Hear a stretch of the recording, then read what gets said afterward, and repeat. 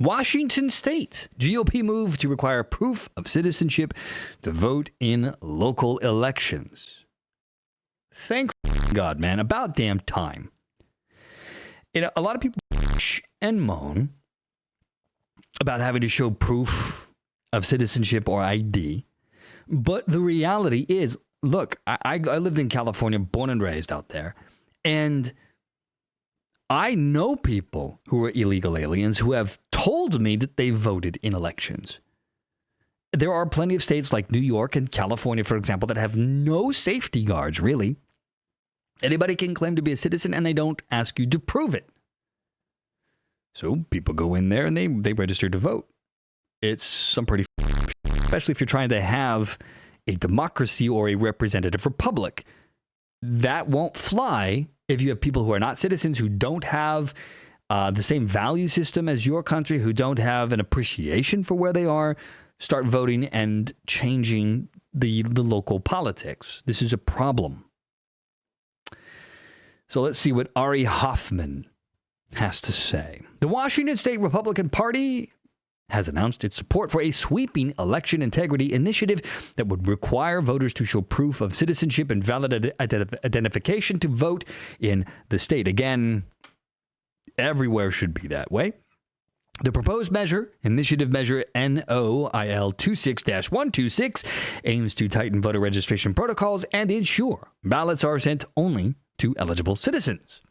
The initiative is part of a growing effort aligned with the End VBM, or End the Vote by Mail movement, which, by the way, the Vote by Mail movement was another retarded decision, which COVID allowed that to take root and take hold. It used to be mail-in ballots were very rare, primarily for veterans or military members, rather, who were out of the country, and or people who lived abroad. But you had to go through a whole bunch of hoops to get access to vote by mail. And so when we did mass mail-in voting for the 2020 election, you're opening the door for mass fraud. The movement advocates for restoring traditional election safeguards, including in-person voting, same-day vote counting, which you realize, by the way, the last couple of major elections, they've taken weeks, maybe even months to get an election done. That never happened prior to 2000, when we began to work on getting electronic a voting system. This was because in 2000, super close election between George W. Bush and Al Gore. And it came down to Florida. There was a whole hanging Chad drama. It was so close that they had to do a recount. But every time that they did a recount in Florida, the numbers got tighter and tighter and closer and closer. Al Gore kept gaining votes. And it wasn't until the Supreme Court shut that down that ended and and Bush got elected. But back then, most elections were done the same night. You knew who won, and that was it. But that, of course, has changed over the last couple of decades. Anyway, they're going to also require hand-counted ballots and designating Election Day as a national holiday. Sure, why not? Tighter controls on who gets to vote are part of a new initiative that could be introduced to the Washington State Legislature. The WAGOP Chairman and State Representative Jim Walsh told Como News. Como, wow. It's needed because in all mail-in voting state, which Washington is, there is not the same due diligence, quality assurance mechanisms that there are in states that have conventional in-person voting. Under this new bill, county auditors would be required to verify the citizenship status of everyone on the voter registration rolls, which again, why the hell would you not be doing that already? Let's make sure that everyone knows that there's no election fraud going on and that we can trust the votes. Because if people begin to lose faith in the voting system, this then eventually will lead to anarchy. This will lead to a collapse in the country itself. That will happen at some point. Now, let's see. If a person's citizenship cannot be confirmed, they would be notified and required to provide documentation, aka proof, such as a U.S. passport, birth certificate, or certificate of naturalization, or they will be removed from the voter rolls and will no longer receive ballots. Now, all of this seems pretty goddamn reasonable to me. Why would you not want this? Now, to register to vote in Washington, people must currently attest that they are at least 18 years old. So in other words, they just have to say, yeah, I'm 18 and I reside in the state. And sure, golly gosh, gee, I'm a U.S. citizen. Trust me.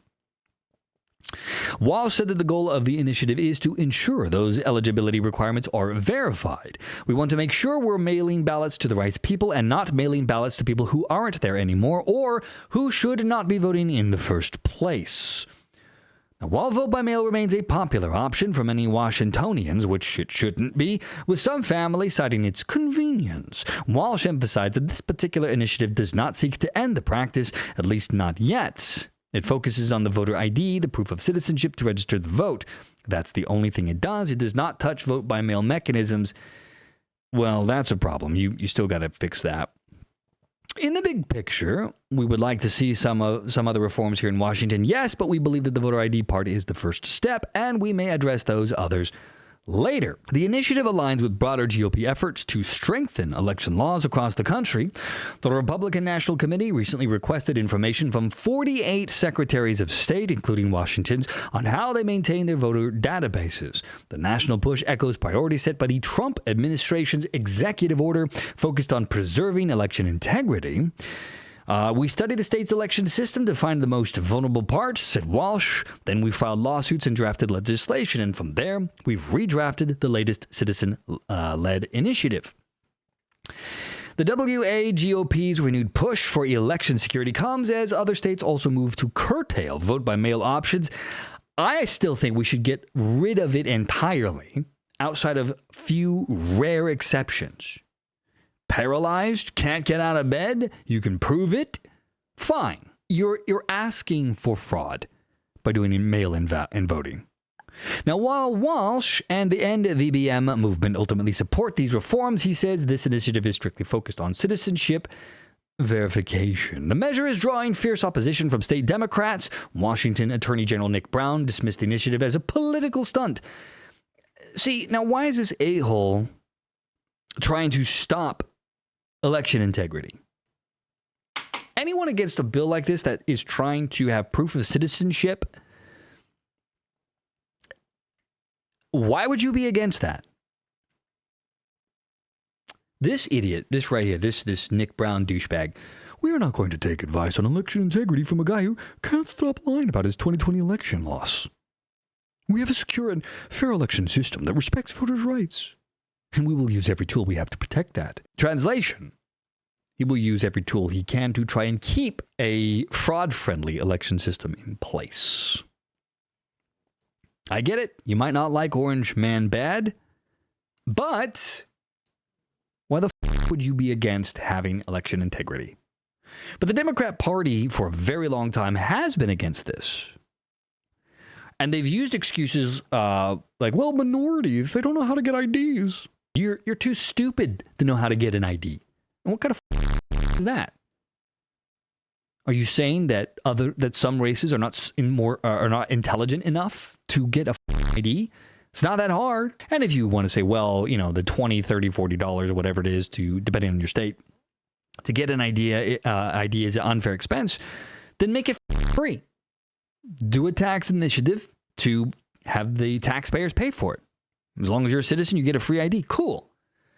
But the idea that we shouldn't verify citizens, that is a huge red flag that has been ongoing for most of my adult life. There has been a fight to keep election integrity a thing since back in the 80s. Let's see. Now, this is Governor Bob Ferguson. Here's what your state Republican Party wants to do. Eliminate your rights to vote by mail. Washington state's election system is convenient, safe, and insecure. He said secure, but, it's not. We're going to not let anyone move us backwards. How would that be moving them backwards, Mr. Governor Ferguson? I'm just going to ask him that right now, I guess. Let's see.